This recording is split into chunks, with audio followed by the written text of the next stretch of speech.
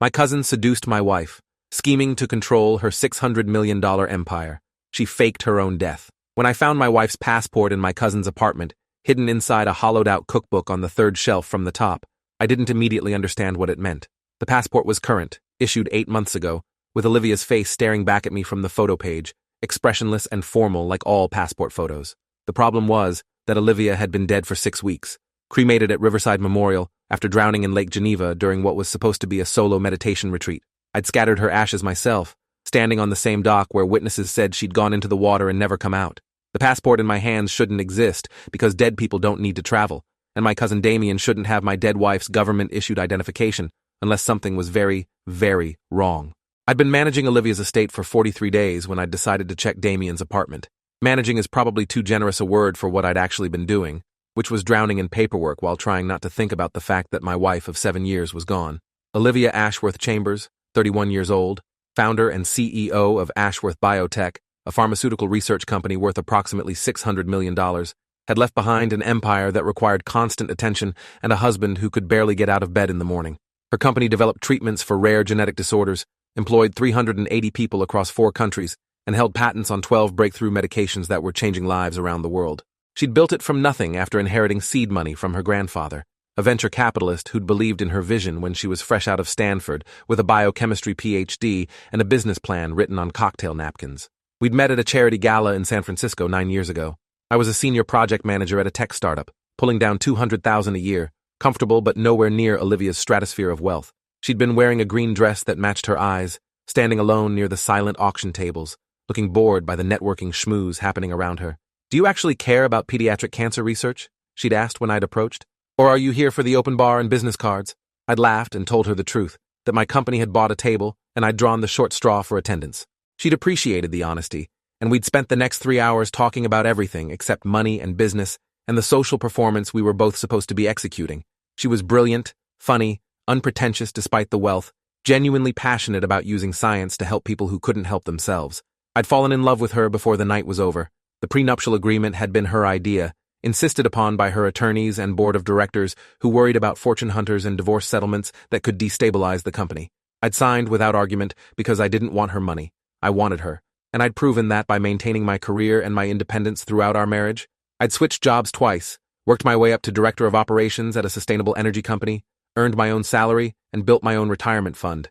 Olivia had paid for our house, a Victorian in Pacific Heights worth $9 million, and covered most of our living expenses. But I'd contributed what I could and never treated her fortune as my own. The prenup specified that in case of divorce, I'd receive $2 million as a settlement, and in case of death, I'd inherit 5% of her estate, roughly $30 million, with the remaining 95% going to the Ashworth Foundation, her charitable trust dedicated to funding medical research for underserved populations. Damien had entered our lives 3 years ago when he'd moved to San Francisco from Boston, claiming he needed a fresh start after a failed business venture and a messy breakup. Damien Chambers, my cousin on my father's side, 34 years old, charming, handsome, perpetually unsuccessful, despite constant schemes and grand plans. We'd grown up together, spent summers at our grandparents' lake house, been close as kids before life, and geography had pulled us apart. When he'd called asking if he could crash with us for a few weeks while he found his footing in the city, I'd said yes immediately because family helps family, and I'd thought Damien just needed support and opportunity to turn his life around. Olivia had been less enthusiastic, but had agreed because she trusted my judgment and believed in giving people second chances. If you are enjoying this story already, please subscribe to see more stories like this. The few weeks had turned into 3 months, Damien staying in our guest room, using our address for job applications, eating our food and drinking our wine while claiming he was on the verge of securing an amazing position that would change everything. Olivia had started making pointed comments about timelines and independence, and I'd finally sat Damien down and told him he needed to find his own place. He'd moved out the next week, apologetic and grateful, into a small apartment in the Mission District that I'd later learn he couldn't actually afford. But he'd stayed close, showing up for family dinners, texting Olivia directly about random questions and observations, positioning himself as part of our inner circle in ways that felt increasingly intrusive, but that I'd dismissed as Damien being Damien, always needing connection and validation from the people around him. "Your cousin called again," Olivia had mentioned one evening about 18 months ago, chopping vegetables for the stir-fry we were making together, a Thursday night ritual we'd maintained despite our busy schedules. He wanted advice about investing in cryptocurrency. I'd looked up from the rice I was washing, surprised. "Since when does Damien have money to invest?" He said he'd come into some funds, didn't specify from where. He wanted to know what I thought about Bitcoin versus Ethereum. What did you tell him? That I'm not a financial advisor and he should talk to a professional. But he kept pushing, asking about my portfolio, how I'd built my wealth, what strategies I used. I'd frowned, something about the conversation feeling wrong, but I'd rationalized it as Damien trying to better himself, trying to learn from someone successful, trying to finally get his life together after years of false starts and failed ventures. The calls to Olivia had increased after that. Weekly conversations that she'd mentioned casually, Damien asking for career advice, for introductions to people in her network, for her thoughts on business opportunities he was considering. He's very persistent, Olivia had said one night after a 45-minute phone call that had interrupted our dinner. It's like he's studying me, taking notes on everything I say. Should I talk to him? Tell him to back off? No, it's fine. He's family. He's just eager. But I'd noticed changes in those months, subtle shifts in Olivia's mood and behavior that I'd attributed to work stress and the pressure of running a rapidly growing company. She'd been more distant, more distracted, spending longer hours at the office and bringing work home on weekends. Our Thursday night cooking ritual had become sporadic, then rare, then non-existent. Sex had become infrequent and perfunctory, something we did out of obligation rather than desire. When I'd asked if everything was okay, if there was something bothering her, she'd smiled and said she was fine, just busy, just stressed, just dealing with the usual corporate headaches that came with being responsible for hundreds of employees and millions of dollars. Then Damien had started appearing in photos on Olivia's Instagram, casual shots from what looked like lunch meetings or coffee breaks, Olivia smiling in ways she hadn't smiled with me in months. We're working together, she'd explained when I'd asked about it. Damien's been helping me with some market research for a new product line. He's actually got a good eye for consumer trends. Since when? Since I gave him a chance. You were right about him, Ethan. He just needed someone to believe in him. The explanation had made sense superficially. Olivia helping family, Damien finally finding his niche, but something about it had made my stomach tight with unease. I'd pushed the feeling down, told myself I was being paranoid, told myself that suspecting my wife and my cousin of anything inappropriate was beneath me and insulting to both of them. I'd ignored the warning signs, the late-night texts that made Olivia smile at her phone, the sudden interest in yoga and meditation that conveniently coincided with classes Damien had mentioned attending, the gradual erosion of intimacy and connection that had defined our marriage for 7 years. In February, Olivia had announced she wanted to take a solo meditation retreat. I need time to think, she'd said over breakfast on a Sunday morning, not looking at me, her attention fixed on her coffee cup. About what? Everything. Us. My life. Where I'm going. I feel lost, Ethan. Like I'm running a company and living a life that doesn't feel like mine anymore. We can talk about it. We can go to counseling. We can work through whatever this is together. I don't think talking will help. I need space. I need silence. I need to figure out who I am without all the noise. She'd booked a week at the Tranquility Springs Retreat Center in Lake Geneva, Wisconsin, a high-end facility that offered guided meditation, yoga, digital detox, and complete isolation from the outside world. Guests surrendered their phones upon arrival, communicated with staff only when necessary, spent their days in silent contemplation, and their nights in private cabins overlooking the water. It cost $8,000 for the week, which Olivia had paid without hesitation, and it promised transformation and clarity and all the spiritual buzzwords that people who can afford expensive silence tell themselves justify the expense. She'd left on March 3rd, hugging me at the airport with what felt like finality, telling me she loved me, but that she needed to do this alone. I'd watched her go through security, a small suitcase rolling behind her, and I'd felt something crack inside my chest, a premonition I couldn't name, but that made breathing difficult. The retreat center had a strict no-contact policy, no phone calls, no emails, complete disconnection from the outside world to facilitate inner peace and self-discovery. I'd been told I could leave a message with the front desk in case of emergency, but otherwise, I wouldn't hear from Olivia until she returned on March 10th.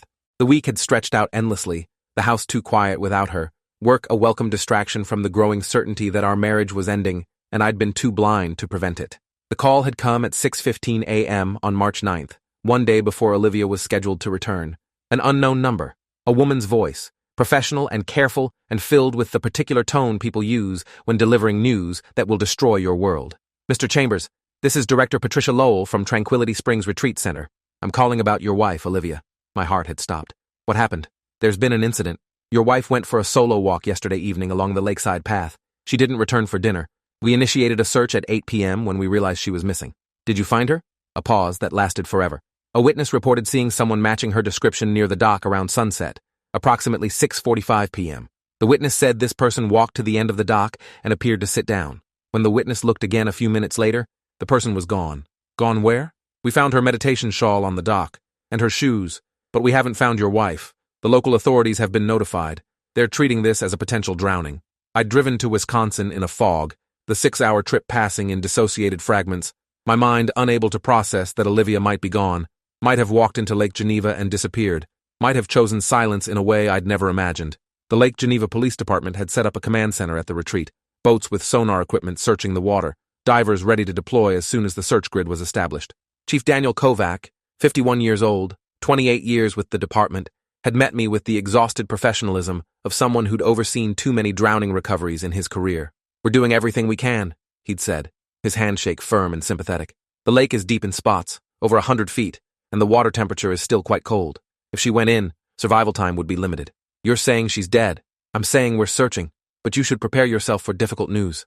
They'd found the body 3 days later, pulled from the water at a depth of 83 feet, approximately half a mile from the dock.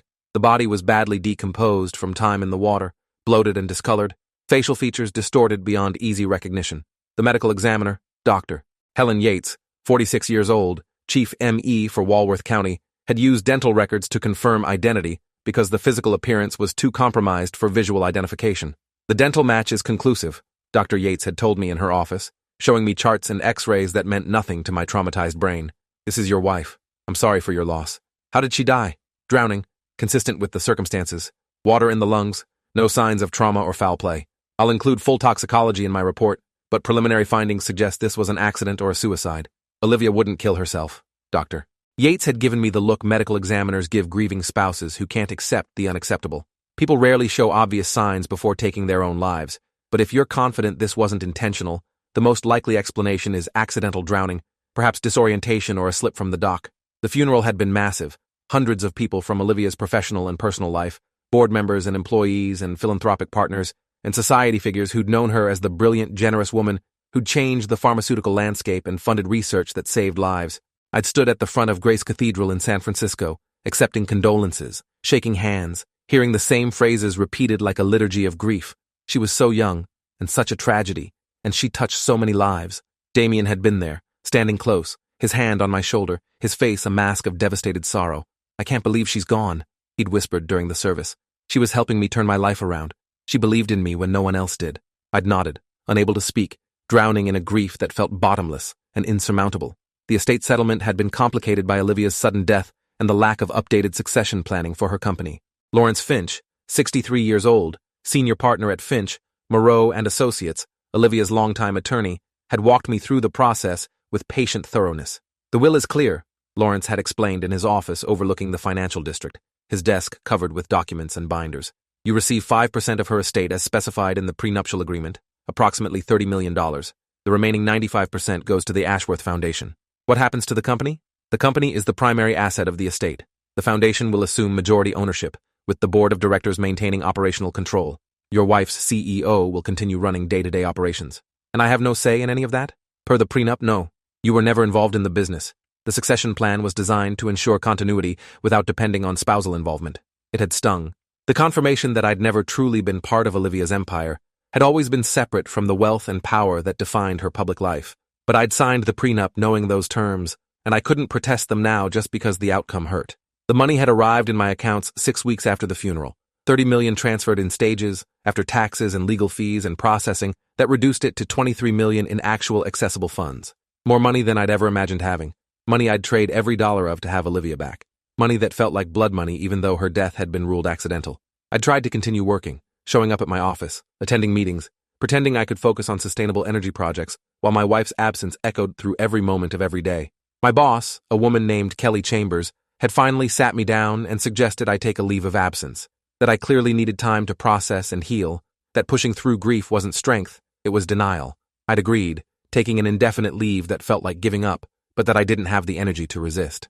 Damien had been attentive during those weeks, calling daily, stopping by the house, bringing food and offering to help with errands and administrative tasks. "You shouldn't be alone right now," he'd said, sitting in my living room, drinking the coffee I'd made on autopilot. "Grief is too heavy to carry by yourself." "I'm fine," I'd lied, because saying I was disintegrating felt too vulnerable, too exposed. "No, you're not. And that's okay. Olivia wouldn't want you suffering like this." The mention of her name had made something twist inside me. "You talked about her a lot in the past tense, even before she died." Damien had looked confused. "What do you mean?" "Nothing. Forget it. I'm not thinking clearly." But I'd noticed it. The way Damien had spoken about Olivia with a familiarity that suggested insider knowledge. a closeness that I'd attributed to their working relationship, but that now, in the aftermath of her death, felt like something else, something wrong. If this story keeps your interest, please subscribe to get more stories like this. I'd started going through Olivia's things in the third week after the funeral, boxing up clothes and papers, trying to bring order to chaos, trying to find purpose in the mechanical task of sorting a life into keep and donate and trash. Her home office had been the hardest, filled with business documents and personal journals, and the accumulated evidence of a brilliant mind constantly working toward the next breakthrough. I'd found her planner, a leather-bound book where she'd kept handwritten notes alongside the digital calendar on her phone, and I'd flipped through it looking for something. I wasn't sure what, maybe an explanation or a goodbye or proof that she'd loved me, despite the distance that had grown between us in her final months. The entries for February had been sparse, mostly work meetings and board calls, but there was one notation that had made me stop cold. February 18th, her handwriting neat and precise. D, final planning, 3 p.m., usual place.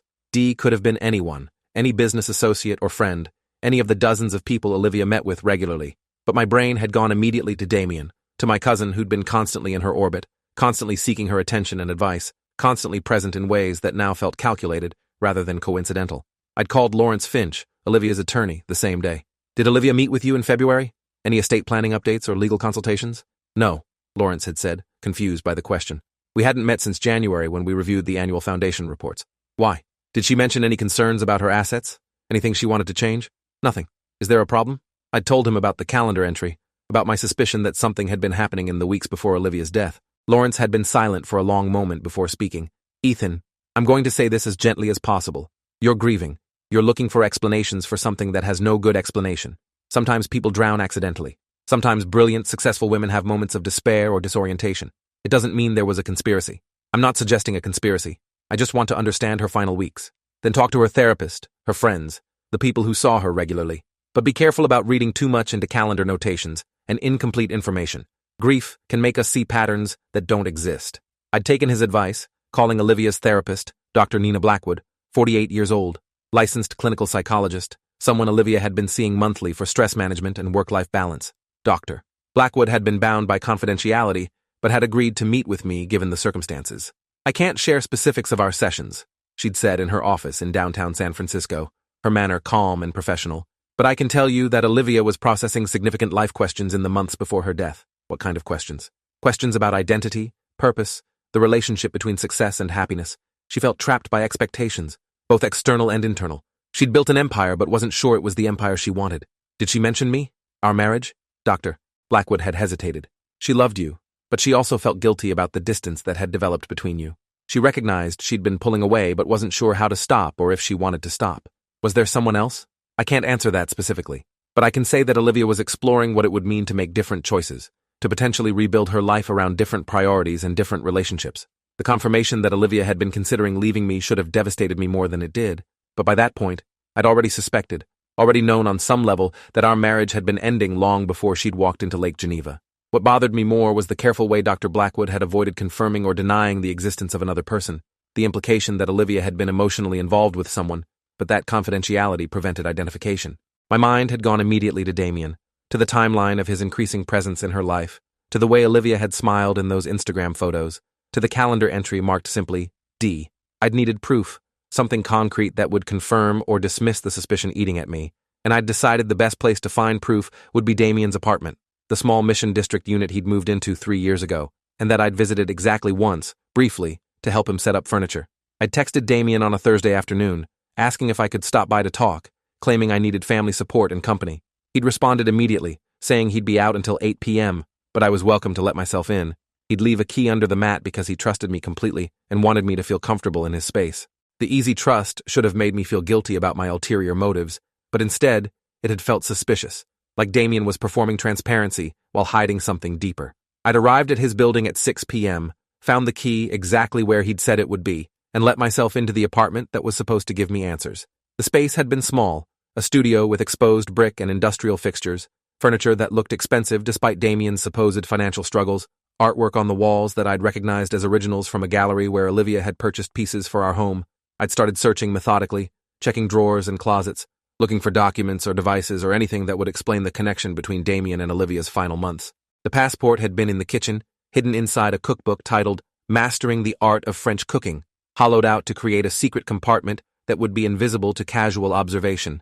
I'd only found it because I'd been thorough, because I'd checked every book on the shelf, because I'd been operating on the assumption that Damien was hiding something. The passport was Olivia's, current and valid, issued 8 months before her death, showing her solemn face and official documentation that she was a United States citizen with permission to travel internationally until 2034.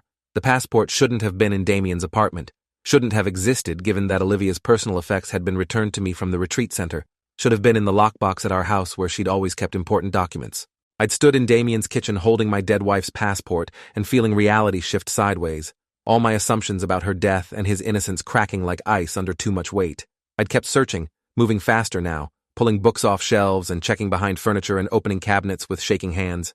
In the bathroom medicine cabinet, behind bottles of aspirin and cold medicine, I'd found a prescription bottle labeled for someone named Elizabeth Monroe, containing what looked like sedatives, the kind of medication that could make someone appear drowsy or disoriented. In the bedroom closet, pushed to the back behind winter coats, I'd found a laptop that definitely wasn't Damien's, sleek and expensive with a custom case featuring Ashworth Biotech's logo.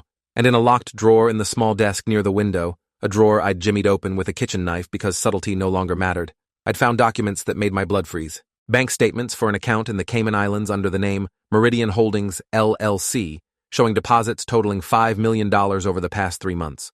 Wire transfer receipts from Ashworth Biotech's operating accounts to various shell companies, all dated within the 6 months before Olivia's death, and printouts of emails between an address I didn't recognize and Damien's personal email, discussing timelines and logistics, and the phrase permanent relocation, used repeatedly like code for something they didn't want stated explicitly. I'd photographed everything with my phone, my hands shaking so badly that some of the images came out blurred, evidence of my growing panic and the terrible understanding that was crystallizing in my mind. Olivia wasn't dead, or she was dead, but not the way everyone thought, or Damien had killed her and was now accessing her money, or there was a conspiracy so much larger and more horrible than I'd imagined that I couldn't yet see its full shape. I'd left the apartment at 7:30 p.m., replacing the key under the mat with meticulous care, my mind racing through possibilities and implications.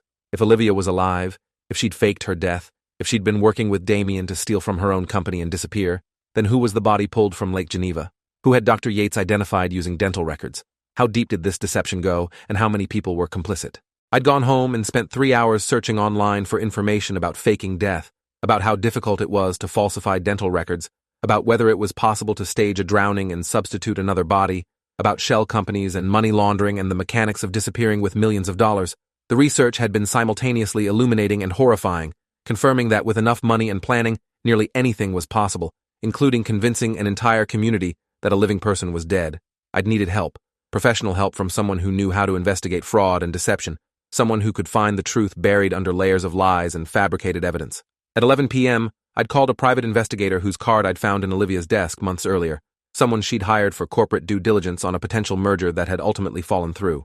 Caroline Briggs, 54 years old, former FBI agent, 22 years of investigative experience, specialist in financial crimes and corporate fraud, had answered on the third ring despite the late hour. "This is Briggs. Ms. Briggs, my name is Ethan Chambers. My wife was Olivia Ashworth Chambers. I know who you are. I worked for your wife last year. I'm very sorry for your loss. I don't think she's dead." Silence on the line. Then carefully, "That's a serious claim. What makes you think that?"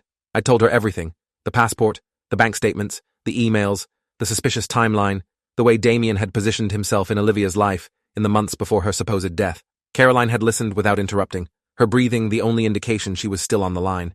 When I'd finished, she'd asked a single question. "Do you have the photographs you took?" "Yes, on my phone." "Send them to me, all of them. And don't talk to anyone about this, especially not your cousin. If you're right, if this is what it looks like, we're dealing with fraud on a scale that could involve multiple felonies and conspiracy charges. We need to be very careful about how we proceed." I'd sent the photographs and spent a sleepless night staring at the ceiling, my mind playing through scenarios and possibilities, each one more disturbing than the last. Caroline had called at 7 a.m. with preliminary findings.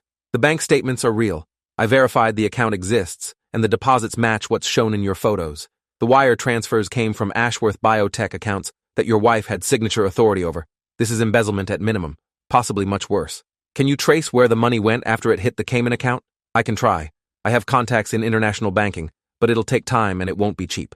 You're looking at a minimum of $20,000 for the kind of deep forensic accounting this requires. I'll pay it. I need to know what happened. I'll start immediately. But Ethan, you need to prepare yourself for the possibility that your wife was planning this for a long time. that she was systematically moving money offshore in preparation for disappearing. If that's true, the implications for your marriage, for your understanding of who she was, are going to be devastating. I'd already been devastated, already been destroyed by grief and betrayal, and somehow learning that Olivia had chosen to leave rather than accidentally drowned felt like a different but equally painful version of loss. Caroline had worked fast, bringing in a forensic accountant named Thomas Vega, 39 years old, certified fraud examiner, expert in tracking offshore transactions and shell company structures. Thomas had unraveled the money trail over the next week, following digital breadcrumbs through multiple jurisdictions and layered corporate entities, mapping a conspiracy that had been built over 18 months with meticulous planning and sophisticated execution. Your wife started moving money in September 2 years ago, Thomas had explained in a conference call with Caroline and me. Small amounts at first, under reporting thresholds that would trigger alerts. 50,000 here, 75,000 there, always to different accounts, always with plausible business justifications. By the time she died, or allegedly died, she'd relocated approximately $14 million to offshore accounts that she controlled through shell companies. 14 million? That we've found so far. There might be more in accounts we haven't identified yet. The structure is complex, deliberately obscure, designed to avoid detection during routine audits. Who else knew about this? I'd asked, my voice tight with anger and betrayal. We found evidence of coordination with at least one other person, Caroline had said. Email communications between your wife's personal account and an encrypted email service used by your cousin Damien.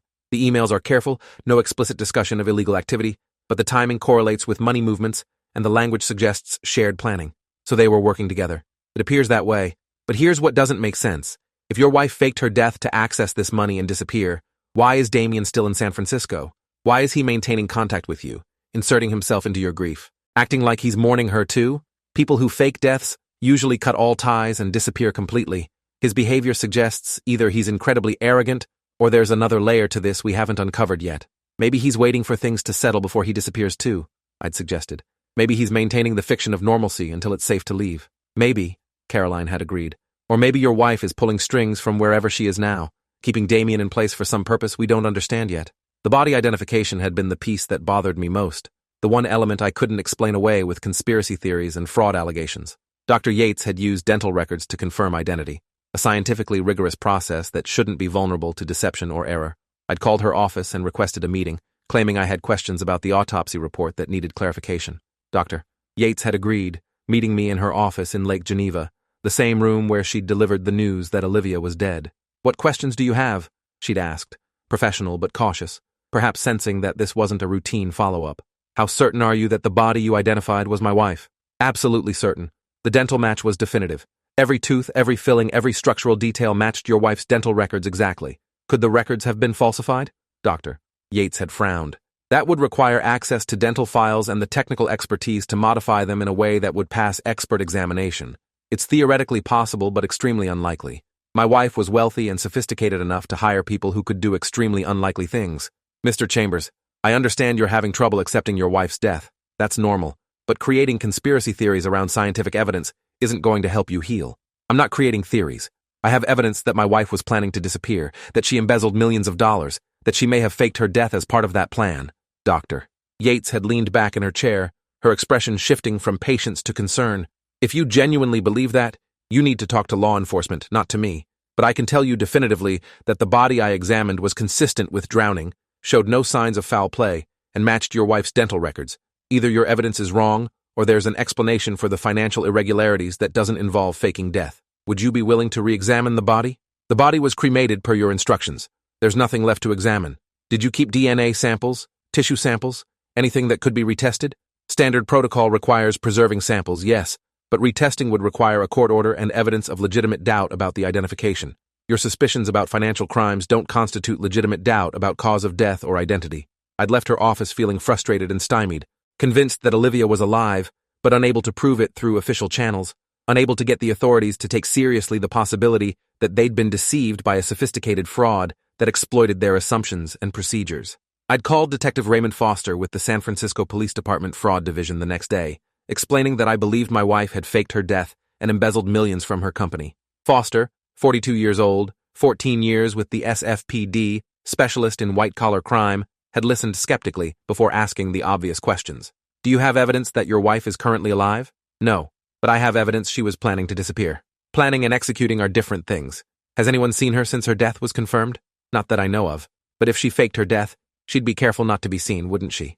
Mr. Chambers, I appreciate that you're dealing with grief and that you've found some concerning financial documents, but without proof of life, without evidence that the body identified as your wife was misidentified, without witnesses or transactions that occurred after her confirmed death, I don't have grounds to open an investigation into fraud related to faking death. I can investigate the embezzlement if you want to file a formal complaint against your wife's estate, but that's a separate issue from whether she's alive. The embezzlement is connected to the faked death. It was funding for her new life. That's speculation. Bring me proof she's alive, and I'll reopen the death investigation. Until then, my hands are tied. I'd hung up furious and helpless, trapped in a nightmare where I knew the truth, but couldn't make anyone believe it. Couldn't find the evidence that would force official acknowledgement of the deception. Caroline had suggested we focus on following the money, tracking it to its final destination, finding where Olivia was hiding, and forcing a confrontation that would expose the fraud. Money always leaves a trail, Caroline had said. Even offshore, even through shell companies, transactions have to end somewhere. We find where the money is being spent, we find your wife. Thomas had spent another week tracing transactions, following the digital trail through the Cayman Islands to Luxembourg to Singapore, watching as $14 million moved through increasingly complex corporate structures before landing in accounts that funded real expenses, property purchases in Belize, a small island resort registered to a company called Paradise Holdings, staff payroll for a private retreat, supplies and construction materials for what appeared to be a luxury compound being built on private land. The property records showed Paradise Holdings had purchased 12 acres on a private island off the coast of Belize in January, 9 months ago, paying $8 million in cash for land that included beaches, jungle, and complete isolation from prying eyes. Construction had begun in March, just days before Olivia's supposed death, funded by wire transfers from the offshore accounts we'd been tracking. Someone was building a refuge, a permanent escape, a place to live in luxury and anonymity, far from anyone who might recognize or question them. This is it, Caroline had said, showing me satellite images of the island, aerial photos showing construction in progress, a main house taking shape with additional outbuildings and infrastructure. This is where your wife is. How do we prove it? We go there. We document her presence. We gather evidence that forces law enforcement to act. We can't just show up at a private island and demand answers. No, but we can approach as potential buyers, tourists, people who have legitimate reasons for being in the area, and we can use surveillance equipment to gather video evidence without trespassing or breaking any laws that would invalidate what we find. Planning the trip had taken 3 days, coordinating travel and equipment and cover stories that would allow us access to the island, or at least to vantage points where we could observe activity. Caroline had brought in a partner, a surveillance specialist named Marcus Reed, who'd worked security for Fortune 500 companies before starting his own investigation firm. Together, we'd flown to Belize on April 15th, almost 2 months after Olivia's supposed death, checking into a hotel in San Pedro and hiring a boat captain who knew the local islands and could be paid to ask no questions about his passengers' interests. The island where Paradise Holdings had bought property was 15 miles offshore, accessible only by boat or helicopter, designated as private land with no public access or services. We'd approached at sunset, using telephoto lenses and drone cameras to document the property from offshore, careful to stay in international waters where we couldn't be accused of trespassing. The main house was nearly complete, a modern structure of glass and steel, solar panels on the roof, satellite dishes that suggested high-speed internet despite the isolation. Through the telephoto lens, I'd seen movement inside, people going about domestic tasks, 2 figures that from distance and resolution I couldn't identify. Marcus had deployed the drone, sending it high enough to avoid visual detection while recording high-definition video of the property. The footage showed a woman in the outdoor kitchen area, her back to the camera, dark hair pulled into a ponytail, wearing casual clothes and moving with familiar grace that made my chest tighten. The woman turned, just for a moment, and through the drone's camera I saw her face clearly. Olivia, my wife, alive, living in a multi-million-dollar compound on a private island while the world believed she was dead, and while I'd scattered her ashes into the Pacific Ocean, thinking I was saying goodbye to the woman I'd loved for 9 years. The shock of seeing her alive should have been joyful. The relief of knowing death had been a lie, but instead, I felt cold rage spreading through my body like ice water in my veins. She'd faked her death, traumatized me with grief, stolen millions, and disappeared to paradise while I'd suffered through funeral arrangements and estate settlements, and the complete destruction of everything I'd believed about our marriage and her character. And she wasn't alone. A second figure appeared in the drone footage, walking out from the house to join Olivia on the deck, putting his arm around her waist in a gesture of casual intimacy that made my hands clench into fists. Damien, my cousin, standing beside my supposedly dead wife, living in the compound they'd built together with money they'd stolen, playing house in Belize while maintaining the fiction that they were innocent and grieving and completely uninvolved in the greatest fraud either of them had ever committed. We have them. Caroline had said, downloading the footage to secure storage, creating multiple backups, and sending encrypted copies to her office. This is proof of life, proof of conspiracy, proof of fraud. This is what we need to force law enforcement to act. What if they deny it? What if Olivia claims this is her twin or her cousin or some elaborate case of mistaken identity? We'll get more footage. Close-ups, audio recordings, documentation that puts them on this island with access to the stolen money. We'll build a case so airtight that no lawyer on earth can argue their way out of it. We'd spent 3 more days documenting everything, recording Damien and Olivia together, capturing audio of conversations about construction plans and staffing and their plans for the resort they were building, their voices relaxed and happy and completely free of the guilt or fear that should accompany massive fraud and identity deception. At one point, through a directional microphone, I'd heard Olivia laugh at something Damien said, the same laugh I'd fallen in love with 9 years ago at a charity gala, now repurposed for the man who'd helped her destroy me. On the 4th day, we'd seen something that changed everything. A boat had arrived at the island's private dock, carrying a woman I didn't recognize and 2 men in business attire. Olivia and Damien had greeted them like expected guests, leading them on a tour of the property, discussing investments and timelines and ownership structures. Through the audio equipment, we'd captured the conversation. The woman was a representative from a Belizean development corporation. The men were attorneys handling property and business registration. Olivia was in the process of establishing Paradise Holdings as a legitimate resort development company, planning to open the island compound as an ultra-luxury retreat for wealthy clients who wanted complete privacy and isolation. She was turning her hideout into a profitable business, using the embezzled millions as seed capital for a new empire she'd build under a new identity in a country that didn't ask too many questions about rich foreigners investing in tourism infrastructure. She's not just hiding, Caroline had said, reviewing the recordings. She's starting over. New name, new business, new life. This was never about disappearing and living quietly. This was about reinventing herself completely, leaving behind everything and everyone connected to Olivia Ashworth Chambers, including me, especially you. You were part of the old life, the identity she wanted to escape. This was planned, methodical, and utterly ruthless in its execution. The recordings also captured something else, a conversation between Olivia and Damien late one evening on the deck, speaking quietly, but picked up clearly by the directional microphone we'd positioned on our boat offshore. Do you ever feel guilty? Damien's voice, softer than I'd ever heard it. About Ethan? Sometimes. He loved me. He was good to me. But he was also part of a life I didn't choose, didn't want. I was trapped by expectations, by the company, by being Olivia Ashworth Chambers, the pharmaceutical heiress. This is freedom. This is choosing my own life. He's probably still grieving. He'll move on. Eventually. People always do. You don't sound like you care. I do care, but not enough to go back. Not enough to unmake this choice. I chose you. I chose this life, and I'm not sorry. Hearing her say it, hearing her dismiss our entire marriage as something she was trapped in, hearing her reduce 9 years to an obstacle she'd successfully escaped, should have destroyed me. Instead, it crystallized my resolve into something sharp and focused and completely committed to exposing the truth.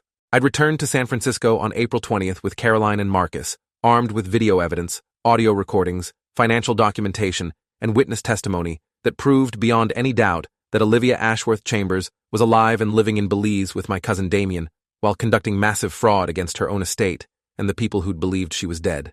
We'd gone directly to the FBI, specifically to the Financial Crimes Division, and met with Special Agent Diana Holt, 38 years old, 12 years with the Bureau, specialist in international fraud and money laundering. Agent Holt had watched the videos, listened to the audio, reviewed the financial records that Thomas Vega had compiled, her expression growing harder with each piece of evidence. This is one of the most brazen fraud cases I've seen in my career, she'd said when we'd finished presenting everything. Faking death, embezzling from her own company, establishing false identity in a foreign country, all while her estate is being settled based on the assumption she's deceased. We're looking at wire fraud, bank fraud, identity fraud, conspiracy, money laundering, possibly tax evasion. If we can make the charges stick, she's facing 30 years minimum. Can you make them stick? I'd asked. With this evidence? Absolutely. But we'll need to coordinate with Belizean authorities for extradition, which could take months. And your wife is smart enough to have planned for the possibility of exposure. She might run when she realizes we're coming. Then we need to move fast. We are. I'm briefing the assistant director today. We'll have arrest warrants within 48 hours, and we'll coordinate with international partners to freeze her accounts and assets simultaneously. She won't be able to access the money or flee easily once we execute. The operation had moved with frightening speed. Federal efficiency applied to dismantling the life Olivia had built on lies. On April 24th, FBI agents had raided Damien's apartment in San Francisco, arresting him on charges of conspiracy to commit fraud, wire fraud, and money laundering. He tried to claim ignorance, tried to pretend he didn't know what they were talking about, but the evidence from his apartment, the documents and devices and communications we'd photographed weeks earlier, had made his protestations irrelevant. He was arraigned the same day, denied bail given the flight risk and international connections, remanded to federal custody pending trial. I'd watched from the gallery as they led him away in handcuffs, his expensive clothes and confident charm utterly useless against the weight of federal charges and documented conspiracy. Simultaneously, FBI agents had coordinated with Belizean authorities to approach the island compound with arrest warrants for Olivia under her real name and several aliases she'd been using.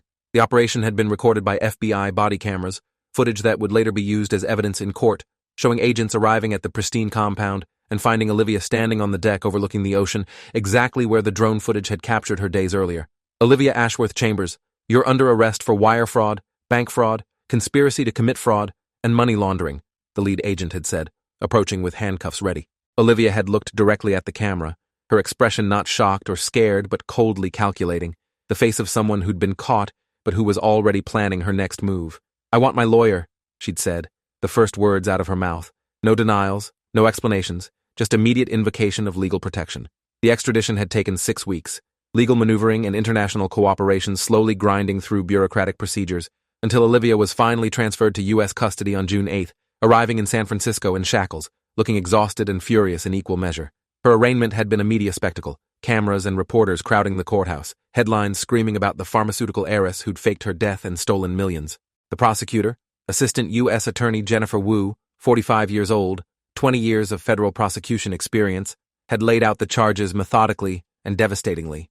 The defendant orchestrated a complex fraud spanning 18 months, embezzling $14 million from her own company, creating shell corporations to hide assets, and ultimately faking her own death to escape accountability while establishing a new identity in Belize. This was premeditated, sophisticated financial crime executed with the help of a co-conspirator who facilitated the deception at every stage.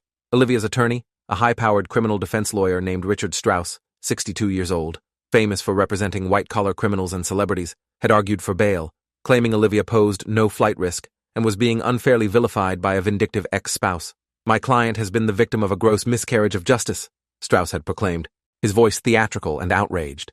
She was depressed, contemplating suicide, made poor financial decisions while emotionally compromised. The prosecution is criminalizing mental health struggles and painting a vulnerable woman as a criminal mastermind. The judge, an older woman named Honor Sullivan, 68 years old, 30 years on the federal bench, had shut down the performance with icy efficiency. "Mr. Strauss, your client faked her death, stole $14 million, and fled the country to live on a private island. The evidence is overwhelming. Bail is denied." Olivia had been remanded to federal custody, held at the Metropolitan Detention Center pending trial, her compound in Belize seized as proceeds of crime, her offshore accounts frozen, her carefully constructed escape route completely dismantled. The trial had been scheduled for September, but Olivia's attorneys had negotiated a plea deal in August, recognizing that the evidence was too strong to fight, and that a jury would be unsympathetic to a wealthy woman who'd staged her death while people grieved. She'd pled guilty to wire fraud, conspiracy, and money laundering in exchange for a recommended sentence of 18 years. Damien had taken a similar deal, 15 years, both of them facing more than a decade in federal prison for the choices they'd made and the people they'd destroyed in pursuit of freedom and money, and a life they thought they deserved. The sentencing hearing had been my opportunity to give a victim impact statement, to stand in front of Olivia and tell her exactly what her fraud had cost me. I'd stood at the podium in the federal courthouse, looking directly at the woman I'd married 9 years ago, the woman I'd loved and grieved and eventually learned to hate. "You destroyed me," I'd said, my voice steady despite the rage coursing through me. "You let me believe you were dead. You let me scatter ashes thinking I was saying goodbye to you. You let me suffer through grief and loss while you were alive and building a new life with money you stole. You took my trust, my love, my belief in you, and you turned it into a weapon to hurt me in ways I didn't think were possible. You were my wife. You were supposed to be my partner. Instead, you were a fraud, a liar, a thief who saw me as an obstacle to escape rather than a person worth considering." Olivia had looked at me without expression, her face a mask that gave nothing away. "I hope prison gives you time to understand what you did. I hope you spend every day of the next 18 years regretting the choices that brought you here. And I hope you never forget that you didn't get away with it, that I found you, that I exposed you, and that justice caught up with you exactly the way it should." Judge Sullivan had sentenced Olivia to 20 years, more than the plea deal recommended, citing the sophistication of the fraud and the emotional harm inflicted on victims. Damien had received 17 years, both sentences to be served in federal facilities without possibility of early parole. As they'd led Olivia away, she'd looked at me one final time, and I'd seen something in her eyes that might have been regret, or might have been anger at being caught.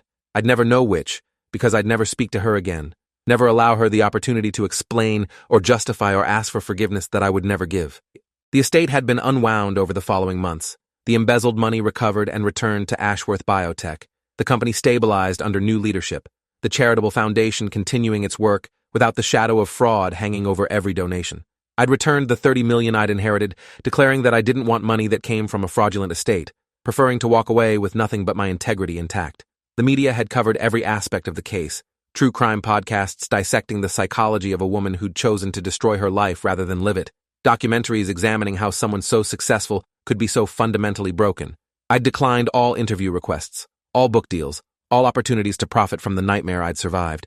2 years after the sentencing, I'd received a letter from Olivia, forwarded through her attorney, a handwritten note asking if I'd visit her in prison. I'd thrown it away without reading past the first line.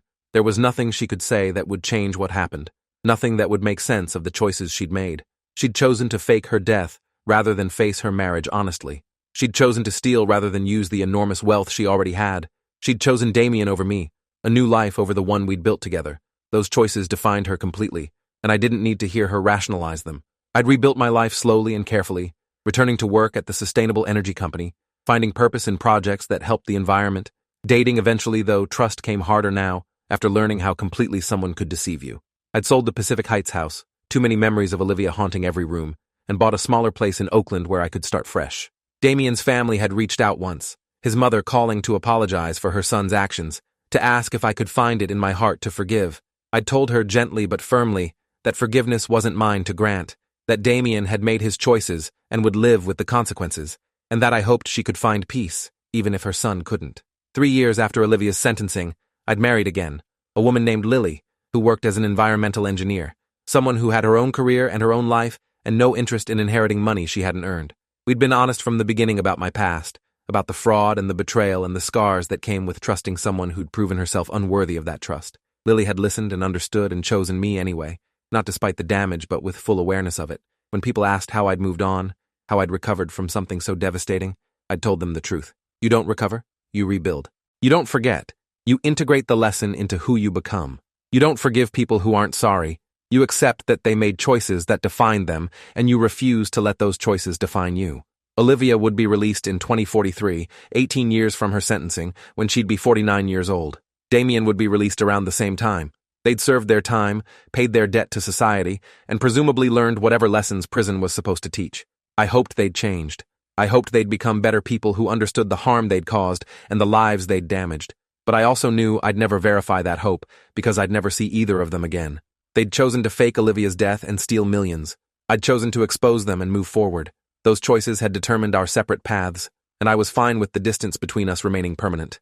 The compound in Belize had been sold at auction. The proceeds returned to Ashworth Biotech's accounts, Paradise Holdings dissolved, and its assets distributed according to court order. The dream of a private island resort had died along with Olivia's fraudulent identity, leaving behind only evidence of how far someone would go to escape a life they felt trapped in. I thought about that sometimes, about whether Olivia had genuinely felt trapped, or whether she'd simply wanted more than she had, whether depression and desperation had driven her choices, or whether she'd simply been greedy and cruel. I'd never know for certain, because I'd refused to engage with her attempts at communication, refused to give her the opportunity to rewrite history or explain away the inexplicable. What I knew for certain was that I'd survived, I'd exposed the truth, and I'd rebuilt a life that was mine, based on honesty and integrity and relationships that could withstand scrutiny. Olivia had faked her death and lost everything. I'd faced her betrayal and found something better. That seemed like justice enough. Thanks for watching till the end. Make sure to subscribe and like to not miss the next story.